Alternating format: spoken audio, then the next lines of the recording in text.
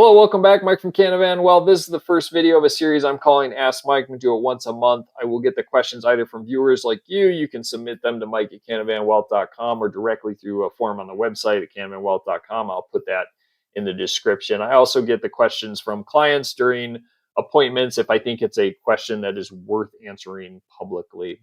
I also have a question, kind of a conversation from a colleague today that I'm going to cover. First question today is around 529s and converting them to Roths, what my thoughts are on that. And then the second one is about the Fed minutes that we got just yesterday and how that's going to affect bonds. So uh, what do I think about the new rules, 529 to Roth? I think it is a no-brainer for a change in rules. I think when the rubber meets the road and how they actually implemented it, it was very smart. It prevents them from abusing the Roth system. But when it comes down to specifically for clients looking to maximize generational wealth, um, there's really not a lot new there. So my old opinion on 529s, which is really still the same thing, is that for young couples trying to save for their kids' future, it's not the last place I would save money, but it's definitely not the first couple. I want to see good retirement savings, good cash on hand, and then probably some type of a non-retirement investment in the couple's name. And then I would want to see investing in a 529 plan because flexibility is more important than tax deferral. I will link a video where I talked all about this. Does this change now that you can roll into a Roth? I think it removes all the downside of a 529, but I don't think it improves any of the upside, specifically when you look at how it works. First, it's got to be there for 15 years. That's not that hard, but it means, like, if you started saving when the kid was 10, 25 before you can start moving it into a Roth. So ideally, you almost have to have started saving by 5 from a generational standpoint, so you start doing it when they're 20 because of the follow-on rules. And then you can't do more than 35,000 a year. That's not a big deal for most people. And then the last one is the big hitter, which is it has to be in lieu of a normal Roth contribution, which means they have to have earned income before you can do it. And they effectively can't make a normal Roth contribution. Their contribution effectively comes from the 529.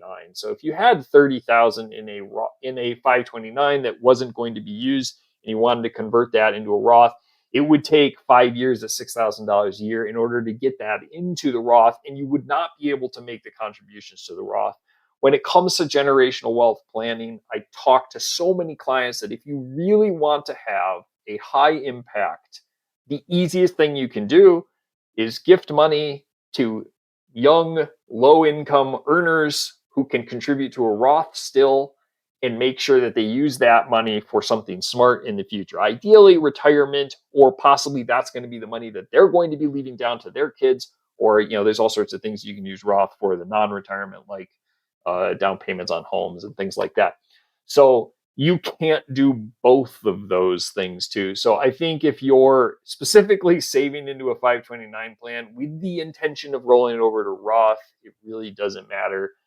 The Fed set it up smart so that you cannot abuse the Roth system any more than it is already abused, in my opinion, around avoiding taxes. So I don't think it's a bad change. I just don't think there's a ton there that really changes the landscape of 529s. And then the second question is around the Fed and what's going to happen with the bond market now that we know more from the Fed. And all my clients will tell you for the last year and a half, I've been talking to them about, we do not know what the bond market is going to look like in the future until we understand what interest rates are going to look like. And there is going to come a time in the future where bonds may become an attractive investment again, because they have not been an attractive investment for the last 10 years with record low interest rates, and interest rates going up just is doomsday for the bond market. You can see that in the numbers. I think we are entering the window now where that can all be changing. Whether they're going to be an attractive investment 3 to 4 years from now will be where interest rates fall out.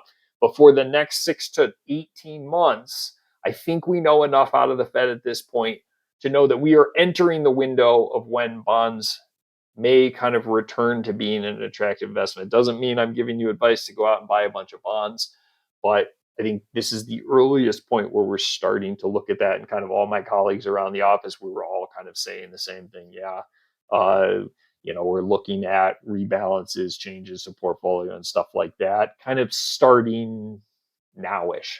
Um, so that is really a big change to the investment world. All right. If you have other questions that you would like me to answer, please send me an email, mike@canavanwealth.com, or you can go to the website, canavanwealth.com. There's a form that you can submit them. I will probably answer you promptly because I'm only going to do these videos once a month. I hope this has been informative, and I will talk to you soon. Thank you.